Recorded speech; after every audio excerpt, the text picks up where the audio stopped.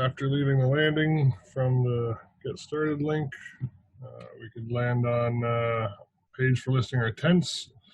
If we haven't logged in, we can begin by logging in with one of our various wallet solutions, Fortmatic for users who haven't really onboarded before, or MetaMask for more advanced users. And we'll just choose MetaMask to get started here. Give a description.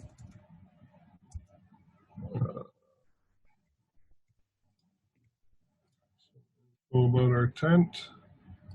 Supply an image for our tent.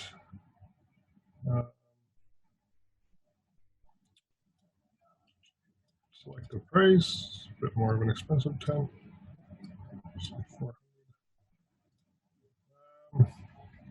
Now we have to get to this point. We have to actually be a member in order to register or list tents. So you pay a one-time membership fee.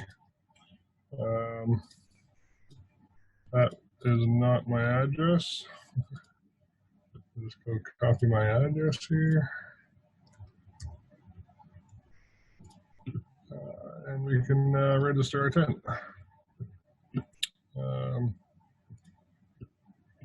You see, we track the transaction through the blockchain. You can link to see the real transaction on Etherscan, or you can continue modifying your tent details if necessary. Check out your profile once it's registered. And again, you can always check the state of the transaction while you wait. And again, you can always continue to browse the site, filling out more information or clarifying information, specifying a better description maybe. And once you become a registered member, this registration box will go away and you'll be able to just click list my tent. All right, that's been included in a block.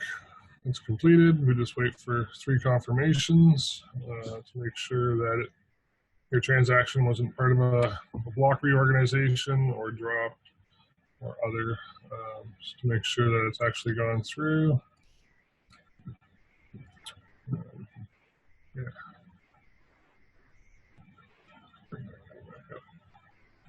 There we go. So we've gotten our confirmations. We should, there we go, transaction completed. We have to go forward, sorry, go back through our thing, and we can now list our tent.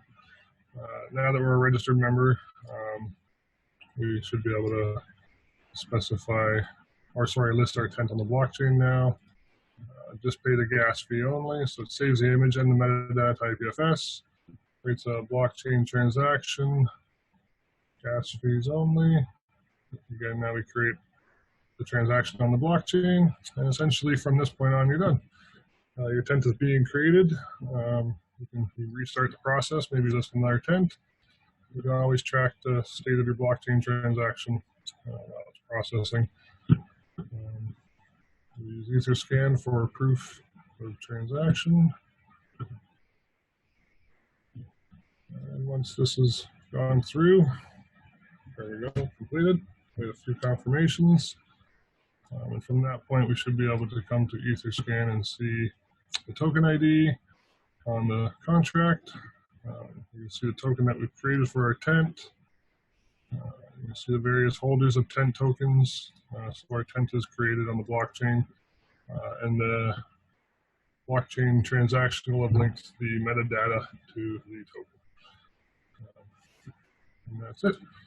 On the profile page, some stuff that we have yet to do is list the status of the tents that you actually have in custody, and list some of the profits that you've made from your tents, as well as listing the tent on the marketplace. They're good? That's great, Rob. Thank you for that. Can you tell us a little bit more about how the rental period works and how tents go sort of back up onto the marketplace as soon as that rental period expires? Right. So the rental period has an automatic expiry in a sense. If you've rented it for 7 days, after 7 days, that tent will automatically be listed and available on the marketplace. It's not necessarily part of the contract to relist it. It's just once the contract has passed a certain point in time, the contract will allow that tent to be reserved again. So now that if after a week has passed and your rental period is up, you're still holding the tent, you're still in custody of the tent. Without any action on your part, someone can still come to the website, find that your tent is now available, pay the deposit to reserve that tent, and then you will be notified that someone has reserved the tent. And then from that moment on, you can meet up with the person, make the transfer of the tent, and then the time locked period will begin again for that person's rental period. Once that person's rental period is over, then again the tent just goes up for re-reservation. It can be reserved again by anybody again in the future. Super.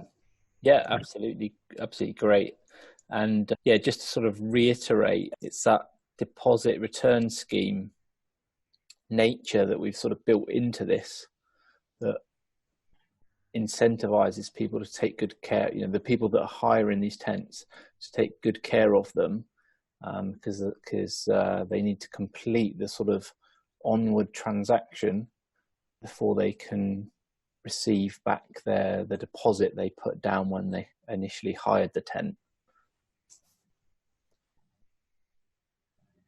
So I hope that's yeah, definitely a good addition. Frames a part of the challenge that we're tackling here. Yeah, for sure. Yeah, no, I think that's pretty good.